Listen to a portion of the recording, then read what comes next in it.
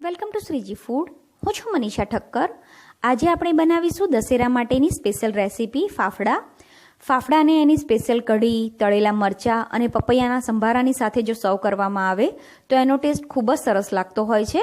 તો આજે હું તમને ફાફડા અને એની કઢી કેવી રીતે બનાવવી એ શીખવાડવાની છું, જેથી તમે દશેરા ઉપર જો ઘરે ફાફડા બનાવવા ઈચ્છતા હો તો આસાનીથી બનાવી શકો.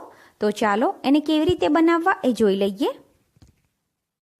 નવી રેસીપી શીખવા માટે ચેનલને સબસ્ક્રાઇબ કરીને બાજુમાં રહેલા બેલ આઇકોન ઉપર ક્લિક કરી દો, જેથી દરેક નવા વિડીયોની જાણકારી મળતી રહે. હવે શ્રીજી ફૂડની એપ તમે ગૂગલ પ્લે સ્ટોર અને એપલ સ્ટોર પરથી પણ ડાઉનલોડ કરી શકો છો. ફ્રેન્ડ્સ, શ્રીજી ફૂડના પેજને ફેસબુક ઉપર લાઇક અને ઇન્સ્ટાગ્રામ ઉપર ફોલો કરવાનું ના ભૂલશો. હવે તમે અમારી દરેક રેસીપી અમારી વેબસાઇટ ઉપરથી પણ જોઈ શકો છો. સૌથી પહેલાં આપણે ફાફડા બનાવવા માટેની સામગ્રી જોઈ લઈએ. તો મેં 150 ગ્રામ બેસન લીધું છે. કપથી માપો તો આ 1 કપ બેસન થશે.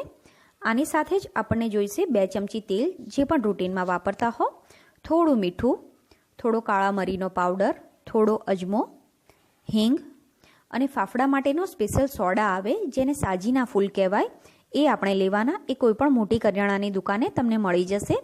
અને લોટ બાંધવા માટે પાણી. જે બેસન આપણે લીધું છે એને પહેલાં ચાળી લેવાનું છે. તો કોઈ એક વાસણ અને ચાળણી લઈ લઈશું. ઘઉંનો ઝીણો લોટ ચાળવા માટે જે ચાળણી આપણે વાપરતા હોઈએ છીએ એ જ ચાળણી ઉપયોગમાં લઈને બેસનને ચાળી લેવાનો છે. ઘણા લોકો માર્કેટમાંથી જ્યારે બેસનનું પેકેટ લાવે ત્યારે જ એને ચાળીને બરણીમાં ભરી દેતા હોય છે. ત્યારે ઘણીવાર એવું થાય કે ઓલરેડી આપણે એને ચાળીને જ બરણીમાં ભર્યો છે તો ફરીથી ચાળવાની જરૂર નથી, પણ એવું નથી હોતું. જ્યારે પણ તમે બેસનમાંથી કોઈ રેસીપી બનાવો ત્યારે એને ઉપયોગમાં લેતા પહેલાં જ તમારે એને ચાળવાનું, જેથી એનું રિઝલ્ટ ખૂબ જ સરસ મળશે અને રેસીપી તમારી ખૂબ જ સરસ બનશે. કેમ કે બેસનમાં ગઠ્ઠા ખૂબ જ જલ્દીથી થઈ જાય, એટલે તમે એકવાર ચાળ્યો હશે તો પણ તમારે એને ફરીથી ચાળવો જ પડશે. એટલે ઉપયોગમાં લેતા પહેલાં ચાળશો એ વધુ સારું. અને ઘરનો ઘંટીમાં દળેલો ચણાનો લોટ નહીં ચાલે, એટલે રેડી પેકેટ જ તમારે આના માટે લેવાનું છે. બેસનને મેં સરસ રીતે ચાળીને તૈયાર કરી લીધું છે. હવે એક વાટકી લેવાની છે.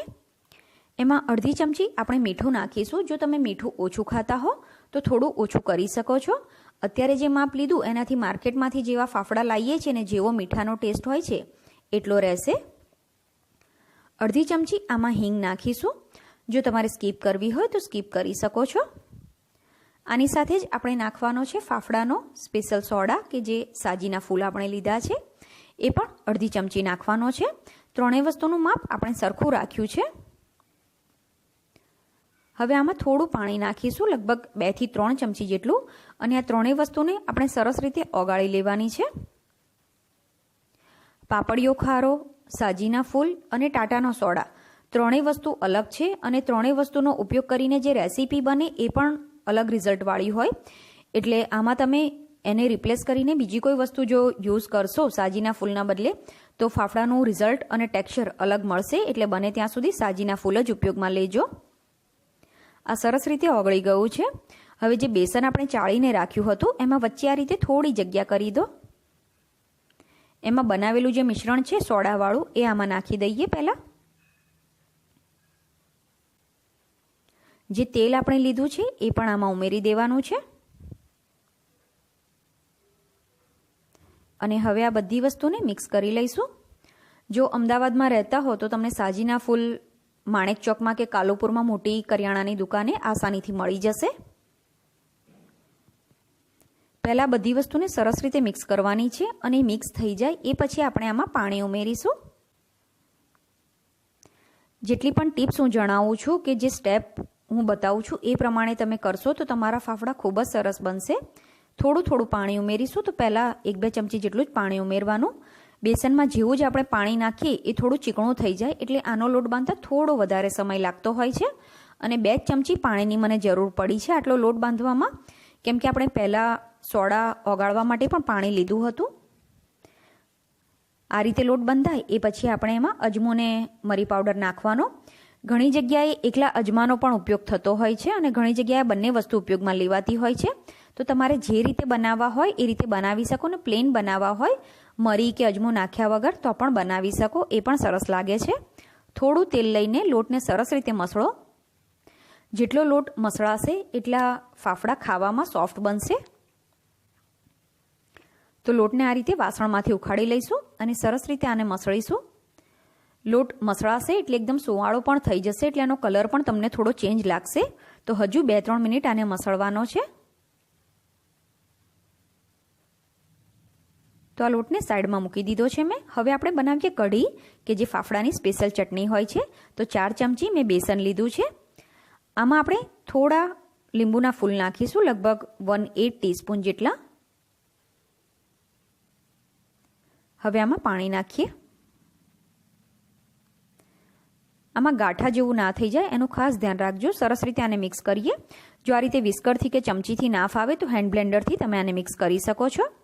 અત્યારે આની કન્સિસ્ટન્સી આ રીતની મેં રાખી છે. હવે એક તાંસળું કે કઢાઈ લઈ લઈશું. એમાં તેલ ગરમ કરવા માટે મૂકીએ. તો લગભગ 2 નાની ચમચી જેટલું તેલ મેં ગરમ કરવા માટે મૂક્યું છે. એમાં અડધી ચમચી રાઈ નાખીશું. રાઈ તતડે એટલે ગેસ ધીમો કરી દેવાનો છે. અને હવે આમાં લીલો લીમડો, સમારેલું મરચું અને સૂકા ધાણા નાખવાના. થોડી હિંગ નાખીશું. જે બનાવેલું મિશ્રણ છે એ આમાં નાખવાનું.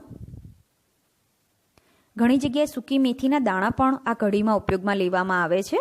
તો તમારે નાખવા હોય તો નાખી શકો. પાણી ઉમેરીશું આમાં. ટોટલ 1 થી સવા કપ જેટલું પાણી આમાં ઉમેરવાનું છે, આટલા માપ પ્રમાણે. પછી તમને જાડું લાગે તો તમે થોડું પાણી ઉમેરી શકો છો, પણ મેં લગભગ સવા કપ જેટલું પાણી ઉપયોગમાં લીધું છે અત્યાર સુધીમાં. હવે આને મીડિયમ ગેસ ઉપર ઉકળવા દઈશું. થોડી આમાં હળદર નાખીશું. આનો કલર આછો પીળો હોય એટલે થોડી જ હળદર નાખવાની છે. સ્વાદ પ્રમાણે મીઠું નાખી દઈએ. અને 2 થી 3 ચમચી જેટલી ખાંડ નાખવાની છે, જેથી જે લીંબુના ફૂલ આપણે નાખ્યા છે એની સાથે ટેસ્ટ બેલેન્સ થઈ જાય. હવે આને મીડિયમ ગેસ ઉપર આપણે 10 થી 12 મિનિટ સુધી ઉકાળવાની છે. શરૂઆતમાં આપણે આને સતત હલાવીશું, જેથી બેસન નીચે ચોંટે નહીં. આ રીતે મિશ્રણ ગરમ થાય એ પછી તમે થોડી વારે એને હલાવો તો ચાલે. તો આ રીતે આને વચ્ચે વચ્ચે હલાવતા રહેવાનું અને બેસન સરસ રીતે ચડી જાય, સહેજ પણ આમાં કચાશ ના રહે એનું ધ્યાન રાખવાનું. આ કઢી વધારે જાડી પણ નહીં અને પાતળી પણ નહીં એવી હોય, એટલે આ રીતની એની કન્સિસ્ટન્સી આવે ત્યારે ગેસ બંધ કરી દેવાનો, કેમ કે આને ગરમ સર્વ કરવાની હોય. એટલે જો થોડી થીક થઈ જાય પછી પણ તમે જ્યારે એને સર્વ કરો ને ગરમ કરશો એટલે પાછી આવી થિકનેસ આવી જાય. તો ગેસ બંધ કરી દીધો છે. જે લોટ આપણે બાંધ્યો છે એમાંથી હવે ફાફડા બનાવીશું. તો એક નાનું લુવા જેવું એમાંથી લઈ લો અને આ રીતે લંબગોળ એનો શેપ રાખવાનો. હવે હથેળીની મદદથી આ રીતે ફાફડા બનાવવાના છે. આના માટે પ્રેક્ટિસની ખૂબ જ જરૂર પડે છે. તો કોઈ ધારવાળું ચપ્પુ કે આ રીતનો તવીથો લઈ લો. બહાર આપણે જે ફાફડા લાવતા હોઈએ છીએ એના જે કારીગર હોય એકદમ આ ફાફડા માટેનું પણ સ્પેશિયલ ચપ્પુ આવે એને ઉખાડવા માટેનું, પાતળી પટ્ટી જેવું હોય એનાથી એ લોકો ઉખાડે. અને એ લોકો એકદમ લાંબા ફાફડા બનાવે, કેમ કે એમની કઢાઈ પણ મોટી હોય. આપણા ઘરની કઢાઈ નાની હોય એટલે આ રીતે નાની નાની સાઇઝના આપણે ફાફડા બનાવીશું. પણ જો આ રીતે ના ફાવે તો પાટલી ઉપર પણ ઘસી શકો છો, અત્યારે જેમ મેં કિચન પ્લેટફોર્મ ઉપર બનાવ્યા એ રીતે. અને એ બેમાંથી કોઈ મેથડ ના ફાવે તો તમે પાટલી વેલણ લઈને આ રીતે પ્લાસ્ટિકમાં મૂકીને એને વણી શકો. આ મેથડ મેં જૂના વિડીયોમાં બતાવી છે, જેની લિંક મેં ડિસ્ક્રિપ્શન બોક્સમાં આપી છે. અત્યારે જે ફાફડા બનાવ્યા છે એને તળી લઈએ.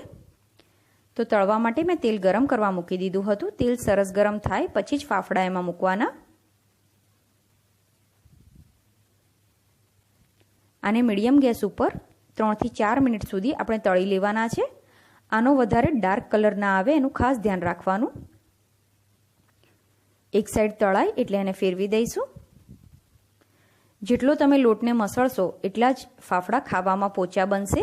અને બહારથી આપણે જે ફાફડા લાવીએ છીએ એનું ટેક્સચર અને ટેસ્ટ આપણા ઘરના બનાવેલી વસ્તુ કરતાં થોડો અલગ લાગે, કેમ કે એ લોકોનું જે કોમર્શિયલ વસ્તુ જે બધી વપરાતી હોય, બેસન હોય કે મેંદો હોય, એ બધી ક્વોલિટી અલગ હોય આપણી ઘરની વસ્તુ કરતાં, એટલે પણ થોડું ટેસ્ટમાં અને ટેક્સચરમાં ફરક પડે. તો તમે જોઈ શકો છો 3 થી 4 મિનિટ પછી ફાફડા સરસ રીતે તળાઈ ગયા છે. આ જ રીતે હું બીજા બનાવીને તૈયાર કરી લઈશ. તો બીજા પણ મેં થોડા બનાવી લીધા છે, એને પણ થાળીમાં લઈ લઈએ. તો જે ફાફડા પહેલાં બનાવ્યા એ ઠંડા થઈ ગયા છે, તો એ તમને બતાવું કે કેવા બન્યા છે. તો તમે જોઈ શકો છો આ ઉપરથી એકદમ સરસ ક્રિસ્પી અને ખાવામાં એકદમ સરસ પોચા બન્યા છે. ઘણી જગ્યાએ ફાફડાની ઉપર પણ મસાલો છાંટવામાં આવતો હોય છે, તો તમારે છાંટવો હોય તો છાંટી શકો છો. હવે આને સર્વ કરીએ. તો હવે આ સરસ મજાના ફાફડા સર્વિંગ માટે તૈયાર છે. મેં આને કઢી, તળેલા મરચાં અને પપૈયાના સંભારાની સાથે સર્વ કર્યા છે, જેનાથી એનો ટેસ્ટ ખૂબ જ સરસ લાગે છે.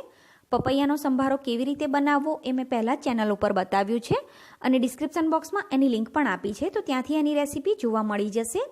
જે કઢી આપણે બનાવી એને તમે ફાફડા, ખમણ કે મેથીના ગોટાની સાથે પણ સર્વ કરી શકો છો. તો એકવાર આ રીતે ફાફડા બનાવીને જરૂર ટ્રાય કરજો. આઈ હોપ તમને મારી આજની રેસીપી પસંદ આવી હશે.